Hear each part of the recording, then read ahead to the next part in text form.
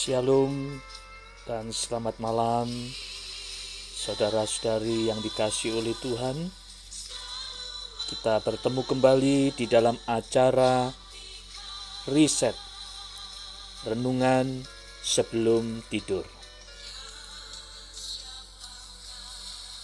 Bacaan ayat firman Tuhan malam hari ini terambil dari surat 2 Korintus pasal yang keempat, ayat yang ke-8 dan ayat yang ke-9.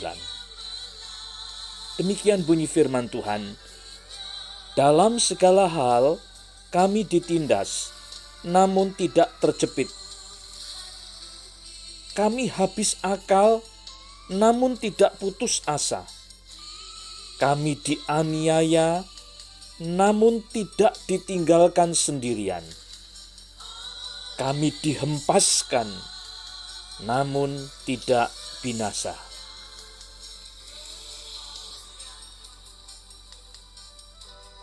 Saudara yang dikasihi oleh Tuhan, ada pepatah kuno Rusia yang berbunyi demikian: palu menghancurkan kaca, tapi palu membentuk baja. Artinya apa, saudaraku? Pepatah kuno Rusia ini. Jika jiwa kita rapuh seperti kaca, maka ketika palu masalah menghantam kita, maka dengan mudah kita putus asa, frustrasi, kecewa, marah, dan akhirnya jadi remuk redam. Jika kita adalah kaca, maka kita juga rentan terhadap benturan. Kita mudah tersinggung, kecewa, marah, atau sakit hati saat kita berbenturan dengan sesama kita. Sedikit benturan sudah lebih dari cukup untuk menghancurkan hubungan kita. Karena itu jangan pernah jadi seperti kaca, tapi jadilah seperti baja. Mental baja adalah mental yang selalu positif. Bahkan tetap bersyukur di saat masalah dan keadaan yang benar-benar sulit saat menghimpit kehidupan. Mengapa demikian, saudaraku? Orang yang seperti ini selalu menganggap bahwa masalah adalah proses kehidupan untuk membentuknya menjadi lebih baik. Sepotong besi baja akan menjadi sebuah alat yang lebih berguna setelah lebih dulu diproses dan dibentuk dengan palu. Setiap pukulan memang menyakitkan, namun mental baja selalu menyadari bahwa itu baik untuk dirinya. Saudaraku, jika hari ini kita sedang ditindas oleh masalah hidup, jangan pernah merespons dengan sikap yang keliru.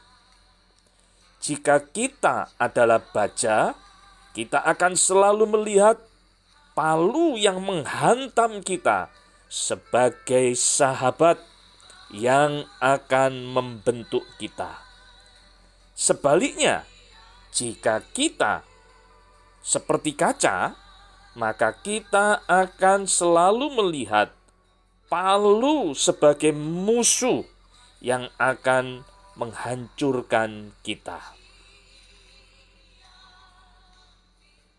Saudara yang dikasihi oleh Tuhan, seperti pernyataan firman Tuhan yang kita dengar dari 2 Korintus 4 ayat 8 dan ayat 9.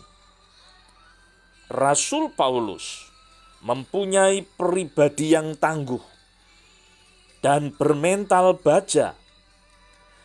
Ia mendapatkan watak itu dimulai dengan tidak mengandalkan kekuatan diri sendiri, melainkan menyadari bahwa kekuatan yang berlimpah-limpah itu berasal dari Tuhan Allah. Itu ditulis di ayat 7. Tetapi harta ini kami punyai dalam bejana tanah liat, supaya nyata bahwa kekuatan yang melimpah-limpah itu berasal dari Allah, bukan dari diri sendiri.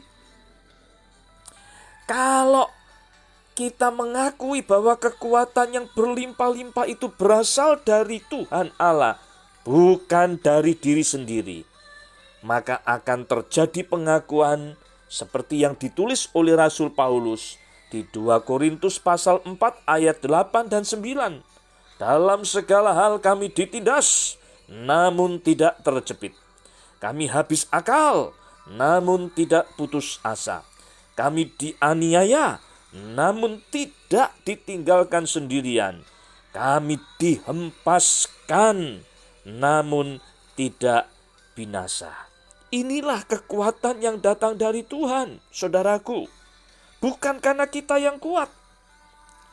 Kesadaran bahwa kekuatan yang berlimpah itu berasal dari Tuhan Allah akan membuat kita tidak tawar hati.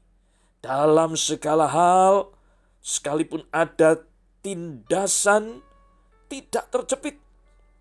Sekalipun mungkin habis akal sekalipun, namun tidak putus asa. Sekalipun dianiaya, namun merasa tidak ditinggalkan sendirian. Sekalipun dihempaskan, namun tidak binasa. Inilah rahasia mental baja.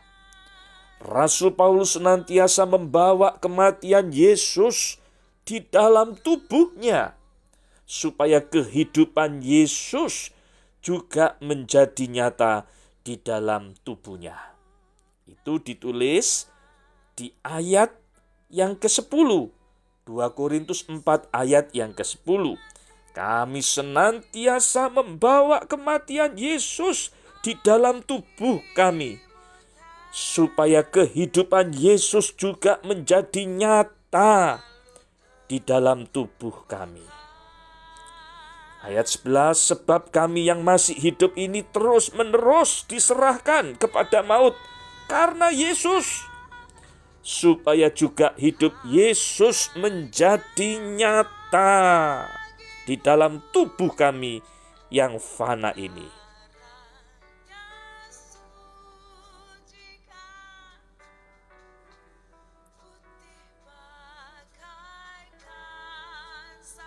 Saudaraku, jika saat ini kita sedang mengalami atau menghadapi masalah, dan bahkan mungkin hantaman bertubi-tubi, jangan meresponnya secara keliru, saudaraku.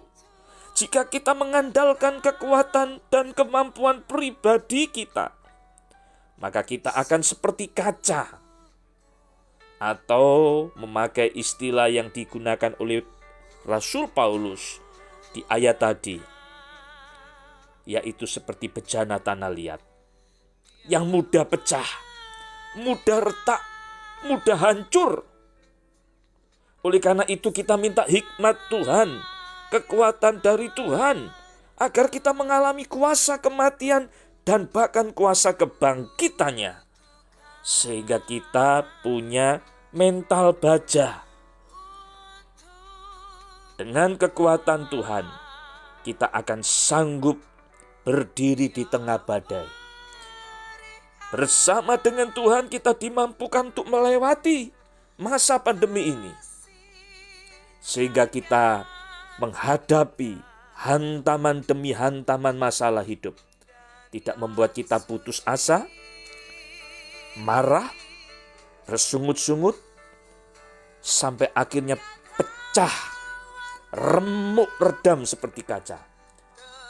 Tetapi ketika kita punya mental baja, kita tahu palu yang bagaikan masalah itu akan menempa sampai akhirnya menjadi bejana, menjadi baja yang tangguh, yang kuat, tahan bantingan, tahan uji dalam situasi kondisi apapun.